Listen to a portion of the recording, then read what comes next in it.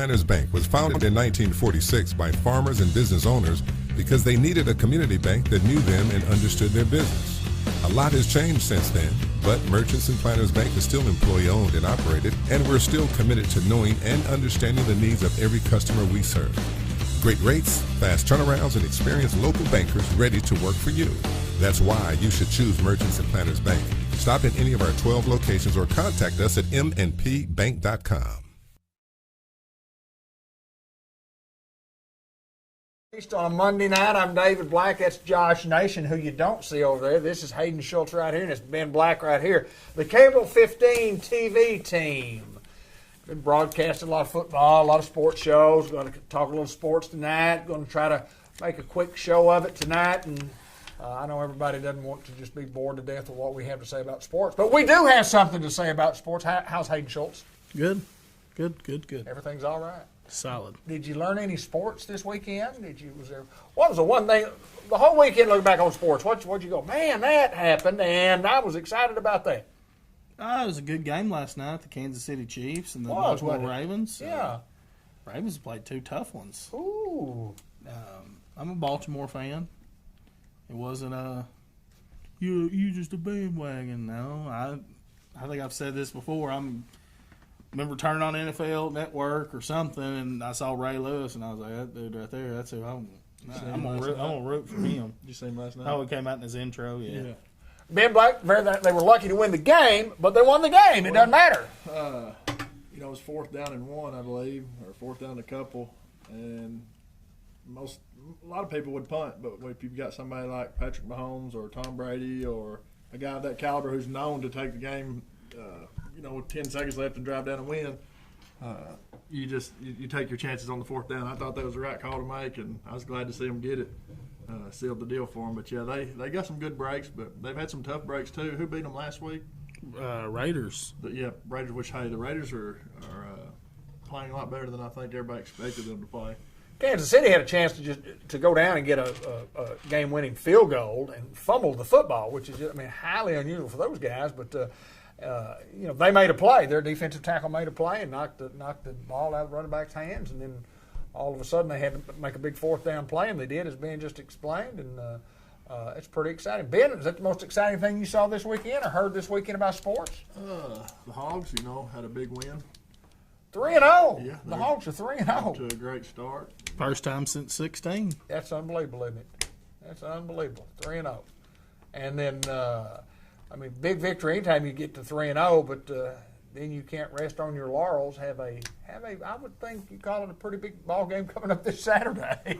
In Jerry's world too. Yeah, in the big stadium, in the big state.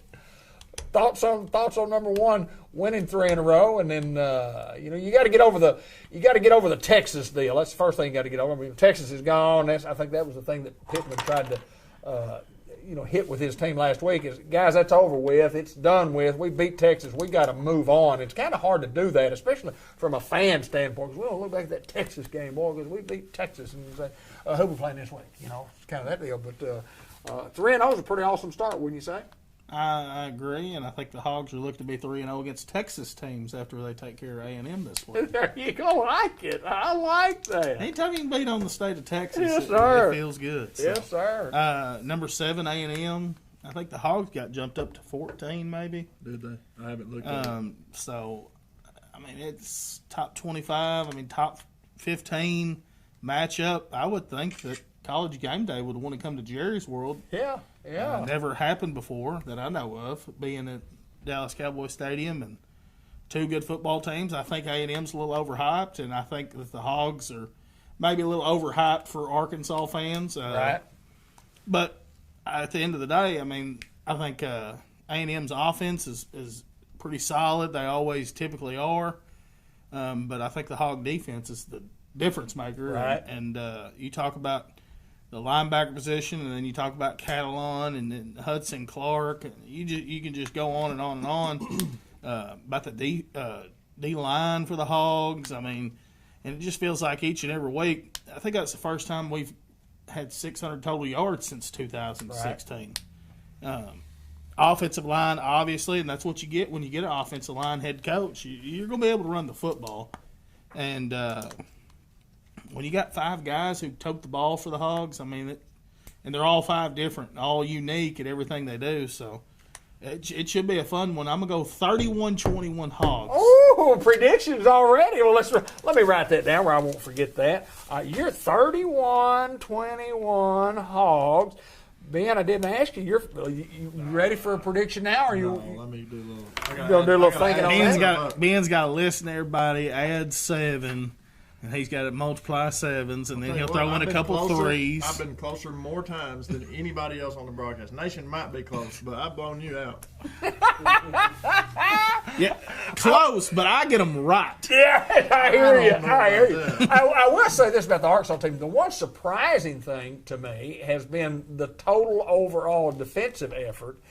And then when you go back and you kind of analyze a little bit and you look at the linebacker play and you say, well, you expected that out of the linebacker play, but I think the defensive line has been, and they're shuffling guys in. I think that's the secondary was going to be good, but I just think from a defensive line standpoint, those guys are they're where they needed to be. Your best defensive lineman broke his leg in spring practice. There you go.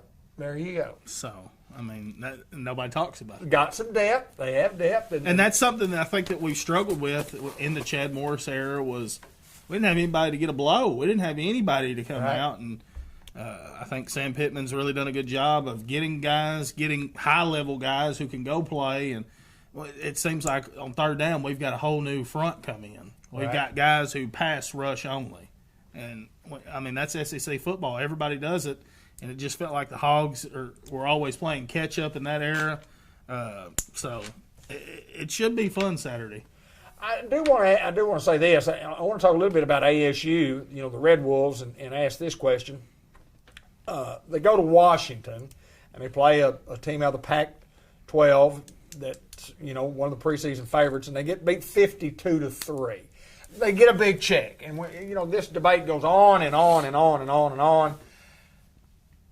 Is it worth the money to schedule guys like that? I mean, I know. Well, I know this. It is if you need the money. Yeah, that's a good point. It's worth every penny if you need the money. So apparently they needed the money, or they wouldn't have gone down. Or I guess a better question would be: does getting the money and going to guaranteeing yourself? Well, and you go and you probably don't have a lot of chance to win, and you get beat up like that. Not what does that do necessarily. to your psyche? I know not necessarily, but what does that do to your psyche when you go lose 52-3? Well, if you're a player, man, it's hard to go get beat 52-3 and some of that humble pie. Be excited to come back. And I don't know. I've never played at that level, so it'd be hard to answer that. Right.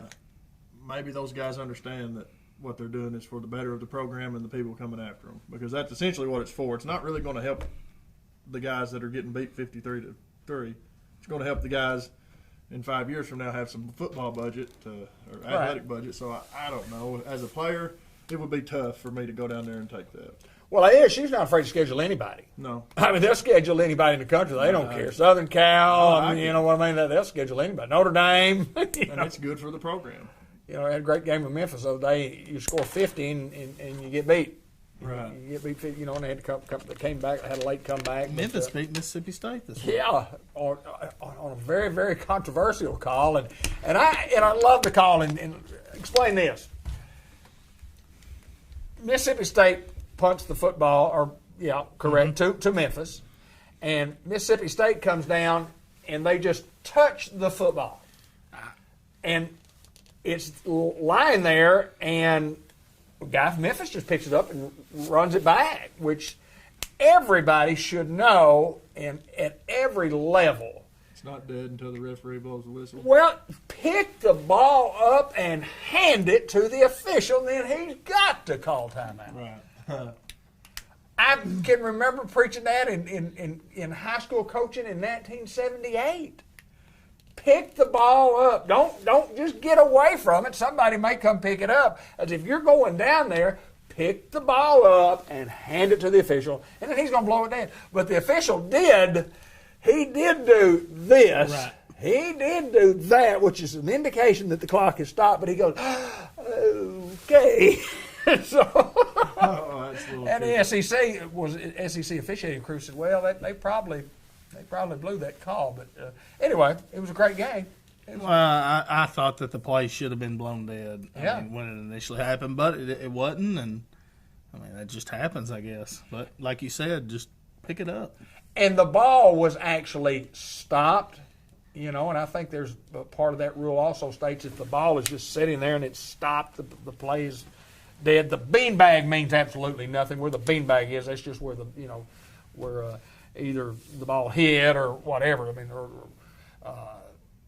but this means something, and the ball being dead means something. And I didn't get to see it live, so I don't know. Matter of fact, I just saw some replays. I didn't see it I live haven't either. seen the replay either, though. I mean, I didn't.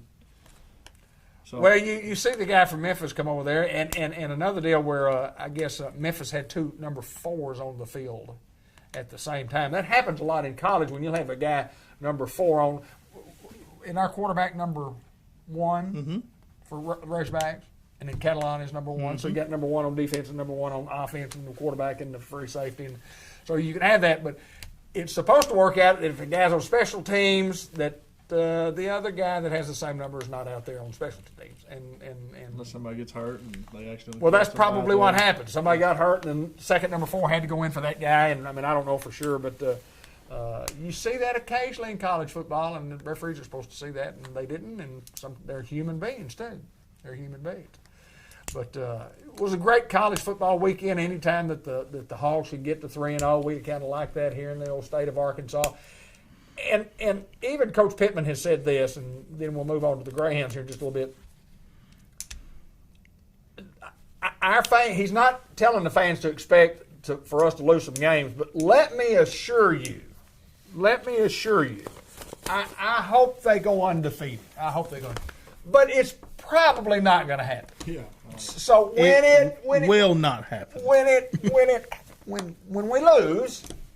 Well, 99 times out of 100, it does. You don't go undefeated. That's correct. And so when it happens, don't get on that old bandwagon of fire the coach and get a new quarterback, or we arm tackled, or we got to get better in the secondary, or folks, it's going to happen.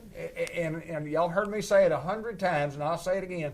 I looked at the box score. I looked at the scores Sunday morning of Saturday night's games.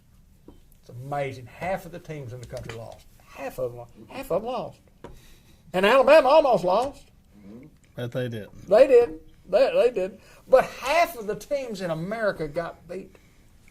That's tough to swallow if you're one of those halves.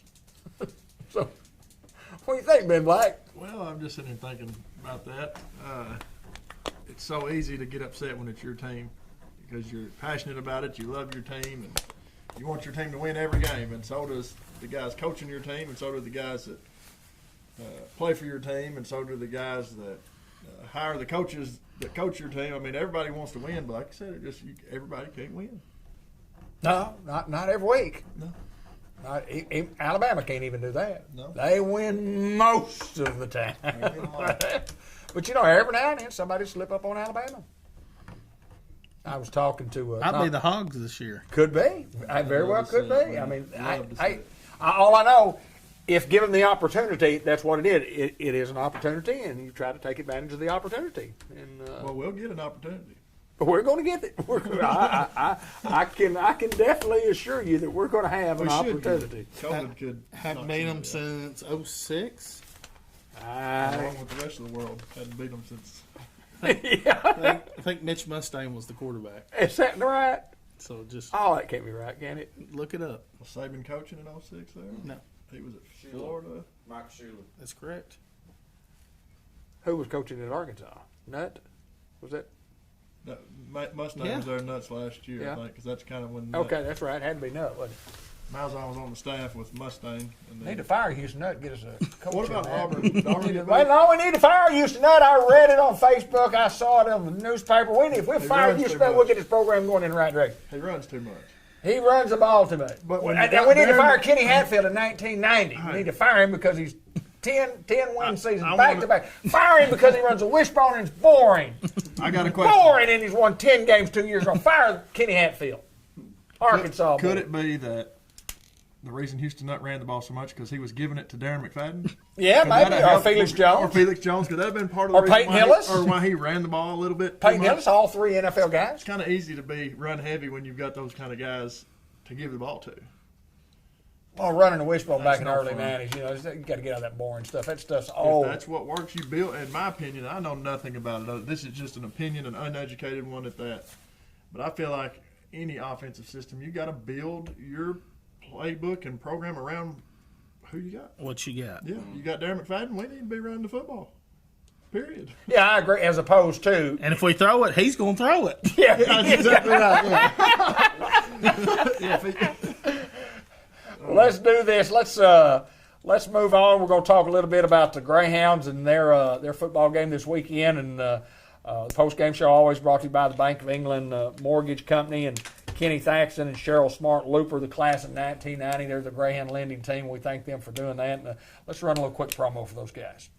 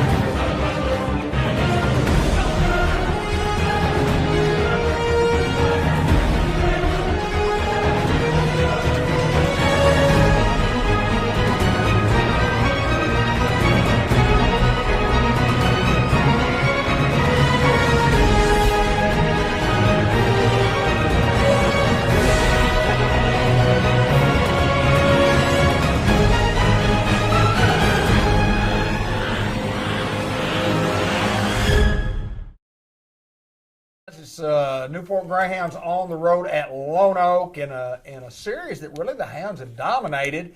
And we were short on people. We had 9 guys out. As Coach Heisley would say, that's no excuse. You go down there and play with what the guys that you have.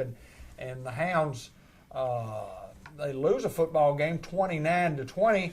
But Hayden, overall, your thoughts from start to finish, getting behind and having a chance at the end for a 2-point conversion to maybe, set up an onside kick.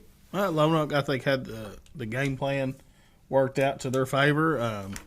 They took that early lead, and then when the Hounds made a little spark, it just felt like they were just going to suck the air out of the whole stadium, and they're just going to run some clock. Hey, we're up 2 touchdowns, and we're just going to run, and we'll punt it down there inside your 10. You got to go 90 yards to score. I thought that Lone Oak, and you said it on air, worked on some things. I thought that that's what they were doing was, hey, let's work on being up right here and trying to finish off a game. And then you talk about the ending drive of scoring a touchdown, and it comes down to you get the 2-point conversion, anything can happen. Anything can happen. And you don't get the 2-point conversion, so, and then you kind of knew the ball game was over. You don't get the onside kick, which really didn't matter. Because then you got to score again, you got to go for 2, and then you got to score again somehow. And I like the Hounds' effort. Talked about guys being out and down and missing some key components, obviously, on offense and defensive side of the ball. And Hounds just didn't get it done. But like I've said since we started this thing, was that game doesn't mean anything. Right. At the end of the year, you might be 8-4, or whatever. Whatever the case may be, yeah. But nobody goes back, boy, they got beat by Lone Oak, but they won the conference. Yeah, right. And you get a patch for being conference champs. Right. No, it doesn't say on there, but you got beat by Lone Oak. There's no asterisk by that, is there? None. And it just like if you win state, it doesn't say, well, they got beat by Prescott and Lone Oak this year. Yeah, non-conference schedule, they got bombed, boy. Who cares? It doesn't matter. At the end of the day, it's where you go at the Where end. you And, finish. and now, this week, it does matter. Not saying it's a win-lose or you're done because you lose, but this is where seeding starts to play a factor, and getting those home games, and they're crucial. Playing at Greyhound Field, and going to have a actual crowd, because last year wasn't really a big crowd because of the COVID numbers, and only so many people could be in, and you could be at full capacity. And you talk about you go win this conference, and you could possibly host 3, maybe 4 home games, Right. and so I mean this one's a big one, and you got to get through Melbourne. Yeah, going through Melbourne, and Melbourne really played lights out against us last year. I mean, they've changed coaches.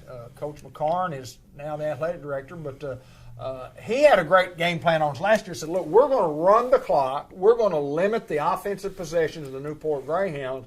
And in doing so, what was it, a 21-14 game? It was a 1-touchdown game? It was a 1 touchdown. They had a chance to score. They at the end, too. absolutely right. Yeah, What they happened? got a couple of picks. At the end, we hold them. We- held I them. believe they threw a pick. Yeah, maybe a pick. But all I know is They threw a prayer up, and it wasn't nowhere near the end zone, but it said that we won by I want to say it was 6. I want to Right. say it was 20-14 That may be because right. when you're sitting there thinking about it, boy, they score score here and and they kick kick us. an extra point to win Right. on the road, and it just so happened defense stepped up like they normally do, and I remember Theron scoring all 3 touchdowns Right, yeah. and pretty much sealed the deal. Had a punt return that game, Mm-hmm. and that was the difference maker in the game. Oh, absolutely. go ahead, man. I just was going to say I can remember Theron Davis just taking control of that ball game and putting us in a position to win the game. Without his 3 or 4 plays, who knows where we would have been at. I think you have or I did. I had a lot greater respect for the Bearcat football program after the game than I had going in. I really did. I learned, and even visited with the guys at Cable Channel 5, and they were talking about, didn't think, they didn't know what kind of game it was They going to be. didn't think they had a chance, though. Really, they didn't. But the kids, and a lot of times you can say that and know you're probably better than what you say you are. But I mean, my hat's off to the program last year because those guys fought us tooth and nail and had a chance at the end. And then I kind of put Melbourne back up there and said, well, these guys are a legitimate football program. Oh, yeah, there's no overlooking them. I mean, You're not going to overlook them this year. no, you're exactly right, and that's what I say. Last year we realized we can't overlook these guys, and they will be prepared. They learned something last year too. Said we can compete with these guys, and Right. we can beat these guys. They believe they can beat us. They're going to bring their A game, and it's going to be a tough one. We're playing at their place, That's correct. so yeah, Playing on grass. that's right. Hadn't seen any grass in a while. And hadn't seen their home stadium Right. all year, other than, Yeah. I've already seen it this year. I went and played golf up there 2 or 3 weeks ago. Oh, really? And it's right across from Cooper's Hawk where we played. Awesome. So I'm very familiar with it. What did you notice? I whether or saw not, it about 400 yards away. Did you? So you didn't notice whether or not they had Wi-Fi, Ethernet connection? No, I didn't see no Yeah, Ethernet plug-ins. You didn't see it. Well, again, and we thank the folks down at Lone Oak for doing. I mean, what a great job they did to help us. And I've reached out to the folks at Melbourne, and they'll help us too. We helped the folks at Melbourne last year, and make sure that they got on nice press box facility. And limited on press box facilities there. I know their guys will sit on the top. Looks like there's plenty enough room to sit up there. We just got to make sure we got a hard wire because you get away from the Wi-Fi and a couple of different video streams. And we'll talk about bandwidth a little bit, but I'm not going to talk about that. Not gonna talk Don't about get that. him started. Don't even get me started. But going back to the ball game, Ben, this past Friday night, and we're down 13-0, and it looked like we might not do well. Then all of a sudden, we're up 14-13. Well, the Greyhounds had a chance to win the ball game several times, and that's all you can ask for in a high school football game is get yourself in a position to have a chance to win the game. And it just didn't work out for us. There was one play in particular I remember, and I'm not harping on the bad. It's just one play that stood out that, if something goes different there, it's a completely different ball game. And that was the 4th and 1. I think we got a false start penalty. Which Right. we were hurrying. The clock was running. We were trying to get there, and that's just part of the game. Sometimes you can't get set, and there's confusion going on. But had we got that first down, I think our chances of winning the ball game greatly increased. I mean, by more than half. But we went out there and we didn't play our best football. Right. We didn't have our full squad, and we still were in the ball game all night long. Right. We still had a chance to win the game, even after that 4th and 1. Sure. There was, we had an opportunity but it just didn't pan out. But like I say, I'm always proud to be a Hound. And I think those young men just fought hard and they battled, and that's what you look back at, or that's what I look back at. Say, how did they respond when things didn't go their way? And they responded the way you're supposed to. They got back out there, they strapped it back up, they went back to work. And I think this week will be the same thing. You know, things are going to hit us in the mouth, and I think these kids will respond the same way. They'll hit right back, and hopefully we can come away with the win this week. You know, we elected or selected 10 to be the player of the game, and I watched a little bit more of the film, and I was watching 5 cry. Boy, he had a sensational ball game, and we talked about both of those guys, and Curry was outstanding, and Eli ran the football real well, and Nunk wasn't 100%, but he will be this week. But overall love the effort too, and you go down there and you hope you get your whole squad back, and that's what Coach Heisley talked about. We'll have his show come up here in just a little bit, but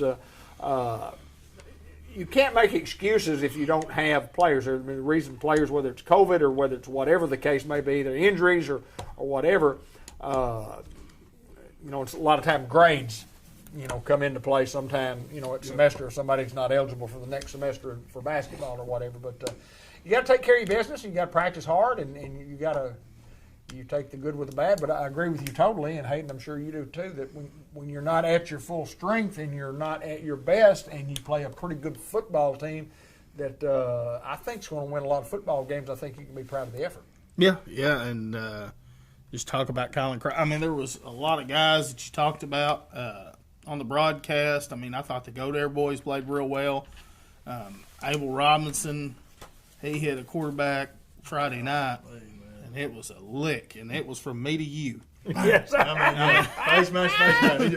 It was just so quick. And Antoine Hardaway, that guy, Boy, he's been playing. He's got potential to be an all-state caliber linebacker. Yeah. I think that right now he's got to be leading the conference in tackles, maybe even close in the state. That kid it seems like every time you look up. And then you talk about C.J. Young and what he brings to the table on the offense and defensive side of the ball. And like you said, not at full health, but, it's not an excuse. That's what Coach Heisley will tell you. It's not an excuse. So we planned on going out there and winning the ball game. But it's over. You're Monday morning and you're Melbourne.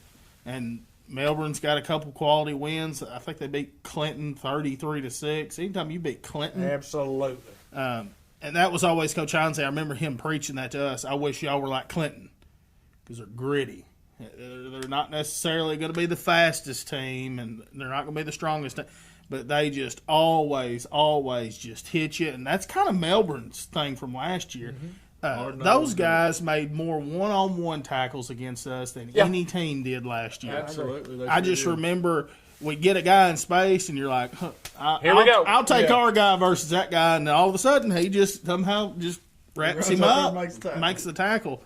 Beating England last week 40-0. This team could score points. They lost I would say a fluke to Cave City. Cave City just ran the ball all over them. So I think that's going to be the MO for the Hounds, is line up, and we're just going to run it right at you. If Cave City can do it, we can do it. I think that's what the Hounds really need to do, is to go in there and just play smash-mouth football, run it down their throat, and let the defense do the work. You need to give the defense a blow every once in a while, but I think that's what the Hounds need to do. I'm looking forward to it. Yes, sir. I'm looking forward. I always look forward to Greyhound football, man. We've never done a game there before, and I always panic all week, and even when we get there, I panic because I'm not sure.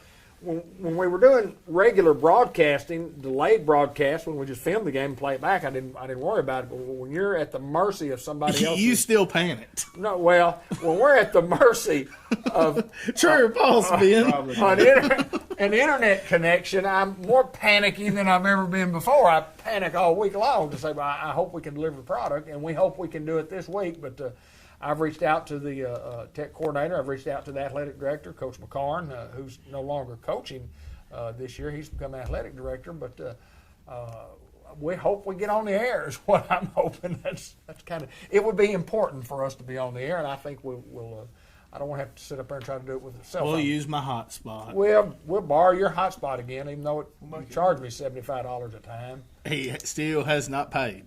Well, I like to run up a high bill. I like to get it up there. He's right here. As long as he owes you, you'll never be broke. Rob and Andrea Crawford are watching. Tinker Doyle watching. Jason Tarwater talking about our defense is playing fearless and playing smart for the most part.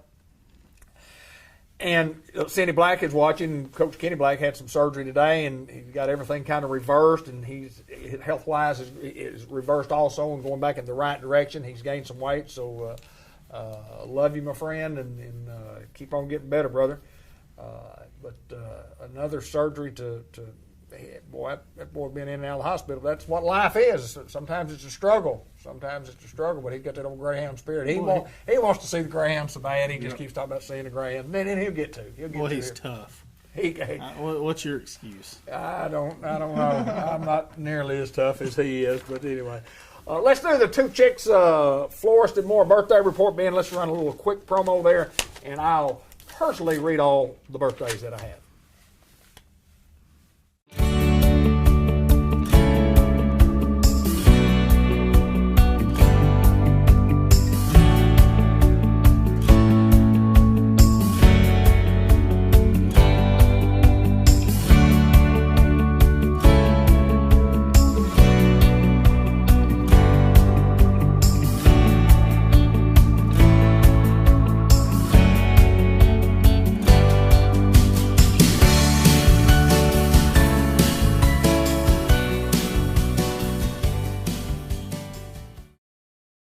Happy birthday from Two Chicks Florist and More to Janet Walker, Dean Sides, and Missy Hodo today. And then tomorrow, Janet Haywood, Tracy Moore, Stephen Ricketts, and Kelly Llewellyn have birthdays. And then on Wednesday, Harry Chuck Benish has a birthday. Rodney Stevenson II with a birthday. Either Alan or Allison Edwards has a birthday. Keith Garland with a birthday. Kelly Smith, Judy Epperson, and Philip Curry. And then on Thursday, Romero Macias with a birthday. Former Newport Greyhound. Rachel Cressman, Bob Rounds with a birthday. Friday, our good friend Ricky Morales has a birthday. Turns 23 years old on Friday. Plus 23. Yeah, that's probably about right. But Tricky Ricky has a birthday coming up on Friday. Make sure you wish him a happy birthday. Lynn Nicholson on Saturday. Scott Cooper, Leslie Walker with a birthday on Saturday. Johnny K. Parrish, Lori Smith. And on Saturday, Billie Jean Rice has a birthday. Zach Harris, former Newport Greyhound. Teresa Robinson with a birthday this coming Saturday. Amelia Falwell Smith on Saturday. And I saw one birthday on Sunday that we need to wish a very happy birthday to Caitlin Fashee. Yes, happy birthday to Catlin, as I say. What'd you get her? I haven't got anything. I thought you talked to me. I haven't got anything yet. It's not until Sunday. Oh, it's next Sunday. She's getting to marry me this year. Boy, that's a horrible That's birthday not a present. birthday present worth receiving. You would say. She may too. She wants something else for her birthday. Have you got a list of things that you're kind of going over to think maybe could be this, could be that, could be this, could be that? You know, I'm not a real good gift giver in the I'm not either. waiting until her birthday. I was in Little Rock last week and I saw some shoes. I said, "You like these?" Yeah. So I just bought them. You did. That's. I don't necessarily. Just, Not a big surprise deal, right? Right. Oh, I got this for my birthday. She'll get a Christmas gift in November. Right. I mean, I'm just like, hey, I bought this, and I don't really want to wrap it and keep it like hid from you, so just open it. Lynn and I get our Christmas presents for each other after Christmas when there's a sale. There you go. There you go. Well, you got to buy for everybody else. So. Oh, you're telling me. And then when you get grandkids, and well, I think Ben's got a litter of them. I think we spent like $100 last year on Christmas for everybody. Golly. Yeah, total. I'm talking about total for the whole bunch. But and we have a lot of things going on, and we're going to try to get out here after an hour. We've got several other things that we need to do. Ben, I want to do this. I want to talk about customized vision care here for just a second. Customized vision care with a free contact lens success program. If you're thinking about trying contact lenses and you've never tried them before, or you've tried them before and you, for some reason, you can't wear them, they will try to fit you in some contact lens for no charge if it doesn't work. Now, they're not going to let you wear contacts for a year, but you go in there in a they say you'll give up on the process before they'll give up, but they'll fit you with some contact lenses, or you don't owe them a dime. So Customized Vision Care, and a look back. And also, we're looking back at last Friday night's Subway and Unity report with the player of the game and the Coach Mark Heisley report. Let's watch both of those real quick.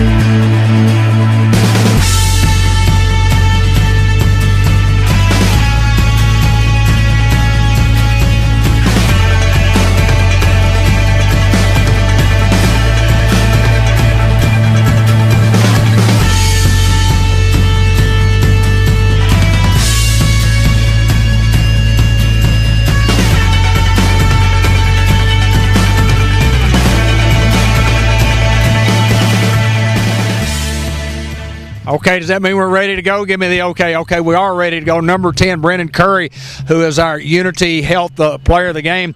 Hey, listen, anytime you go on the road, it's always tough to win on the road. A very, very strong Lone Oak team. But, boy, a couple of big picks for you in the first half. Tell me what went right for the Hounds, and then we'll talk about maybe some of the things that didn't go so well for us. For the first half, we did our job, and I think we did what we practiced, and I don't know. Was there anything that you didn't think was going to happen tonight? I mean, something that was unexpected? I didn't think we was going to lose, or I didn't think we were going to give up before we lost. Yeah. So in your preparation this week, I know you come down and we were kind of shorthanded, but tell me about the 2 picks. That's what I want to talk about. Tell me about those 2 picks, because they were huge to keep us in the football game. Well, we practiced the play all week. They ran Circus. It's a play called Circus where you go deep. And we just been practicing and preparing for it. So I guess I read the right read and I went and picked the ball. Well, you did, and let me tell you what. When you get a couple of those like that, when you really need them defensively, that's I mean, it's an awesome night. We picked you as the player of the game. We know you. Listen, there's a lot of football left. I didn't hear all that Coach said, but I do know that there's a lot of football for you guys for the rest of the year. So there's a lot of more improvement. It's always room for improvement. Brendan Curry, I appreciate you. You are the Unity Health player of the game. Thank you, my friend. You will. Coach Mark Heisley with the Subway Coaches Report. Coach, at 29-20, the Hounds fought hard. It just wasn't our night tonight. No, a little bit of breath there at the end. You got to get the 2-point right there to make it a ball game, or the onside really didn't matter. But, our kids fought hard to get where we were. We just come up short in the middle there, and we just got to go back to work Monday and get better effort. Well, and you talk about we get down 13-0, and then all of a sudden it's kind of like, man alive, we got to have something happen, and we get a couple of picks, but Hounds came right back, not only got in the ballgame, but actually took a lead. Yeah, and our kids are fighting. I mean, they really are. It's just that there's a couple things, and I've just consistently said that it's consistency that we're after, and we're just not getting that for whatever reason. Whether it's not having the right pieces at the right time during practice weeks or quarantine or whatever be the case, we got to find consistency, and that's what this group is really missing. Well, it's been frustrating, I know, to try to get your full team there for a practice, much less for a football game. How frustrating is that? It's real frustrating. I mean, it's the difference in trying to get better. I mean, if a kid don't know what he's supposed to do because he's not there, it's really hard to put that into a game plan, and it's just frustrating. And we just got to go back to work Monday, and that's what you try to tell the kids and what you try to prove to the kids and show the kids. And it's about going back to work and getting ready for the next opponent. Well, and the next opponent is, on the road once again. We hadn't played a home game yet, but we're on the road for a Melbourne bunch that gave us fits last year. But the most important thing is a big conference game. It is. Anytime you play Melbourne, it's going to be a tough contest. We know that. We've played them a few times now, and they're just tough. And it's on the road again. The one game that I thought we were going to have, at home and a great environment, we didn't get that. So we're on the road again versus a tough Melbourne team, and our kids got to come back to work. And, we can't take this and think that's who we are. We got to continue to fight for our identity and go to work with Melbourne. My prediction is we're going to play a lot of home games here in this season. I like this football team. I just like their grit. I like, sometimes it just doesn't work, and you got to give these guys a lot of credit from Lone Oak. And our football team's going to be okay. No, they're a good 4A team. I mean, Coach Wright's really got them going things in the right direction, and they fight us hard every year. When we come here, it's just a different world. I feel like you're in Wonderland, and it's just different. And our kids, they kind of, like Bauxite last week, it's just a different environment. Our kids got to really step up for that kind of environment, and sometimes it is what it is, and sometimes it ain't. Sometimes we just come up a little short, and it's kind of like in life, you just you get off your back, and just like you say, Coach, you go back to work. You go back to work, and I think that's what you show the kids is we can sit here and talk about this loss all we want, but it really at the everything that I'm trying to show them is tomorrow I'm going to go back to work, and I told them that. Sunday I'm going to go back to work, and I told them that. And then Monday we're going to go, and I'm going to be prepared, ready to go for Melbourne. So if I can continue to show them that, they're going to learn something from it, and that's what I want to show the kids. Well, that's Coach Mark Hinsley with the post-game report brought to you by Subway and the Newport Walmart Supercenter. And as always, go Hounds.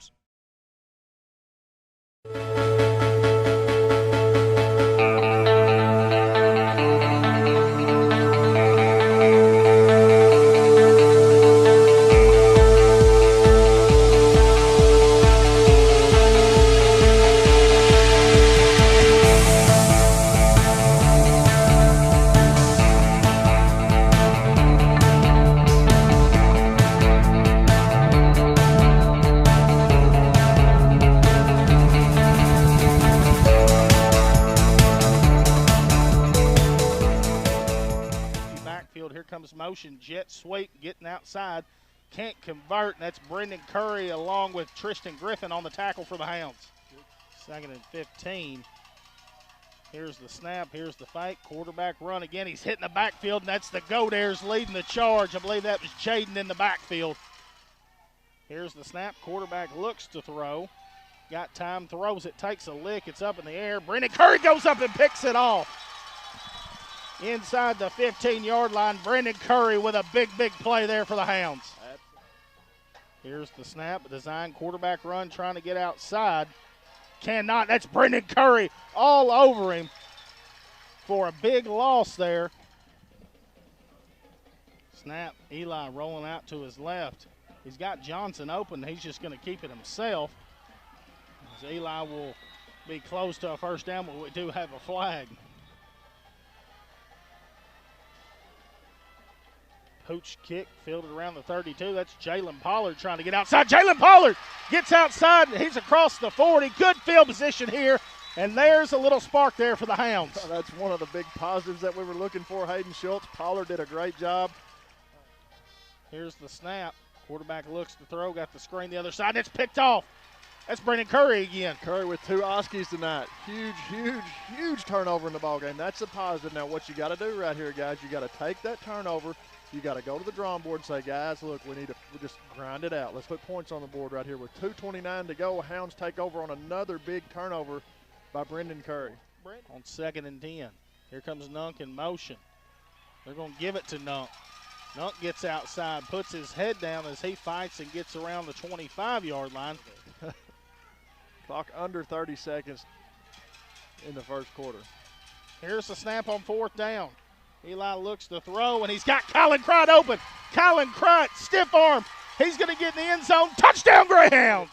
Hounds trailing here 13-6 with a little positive there on the offensive end. Colin Crott going to make a big play here, guys. Here's the snap. Quarterback hands off, and he's hitting the backfield. Abel Robinson along with Jaden Godare back there. And that's going to end the first quarter. Your Hounds trailing here on the road against Lone Oak 13-6. Curry played it perfect. High snap. They're going to get it off on a jet sweep, but he's going the wrong way. That's Antoine Hardaway back there. And Brady Cook also in on the tackle to bring up a 3rd down and long here for Lone Oak. 3rd down and long here for the Jackrabbits. Here's the snap. Quarterback looks to throw. He's got time, and that's Brady Cook wrapping him up in the backfield along with Abel Robinson. Hounds only bring 3 and get the pressure. 1st and 19. Fake. Eli looks to throw. Got Colin Cright on a little screen route. Colin Cright makes a tackle. Colin Cright makes a guy miss. He's inside the 15-yard line. 1st and 10 Greyhounds. There's a big play on first down. Hey, Colin Cright. Snap, fake. Eli Alcorn calls his own number. Touchdown Greyhounds. Huge play. Great play call from the Hound offense. Great job of execution by number 2, Eli Alcorn. Can the Hounds get a lead here?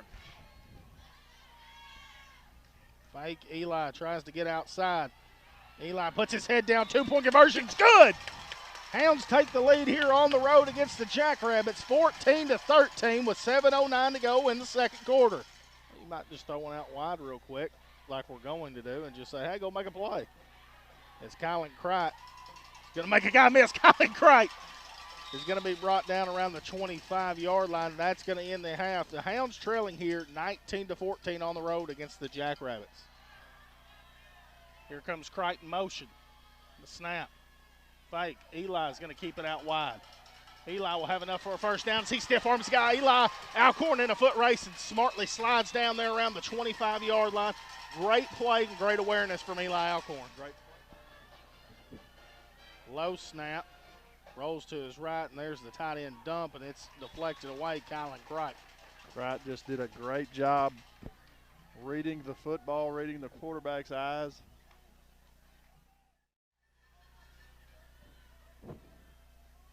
Low snap.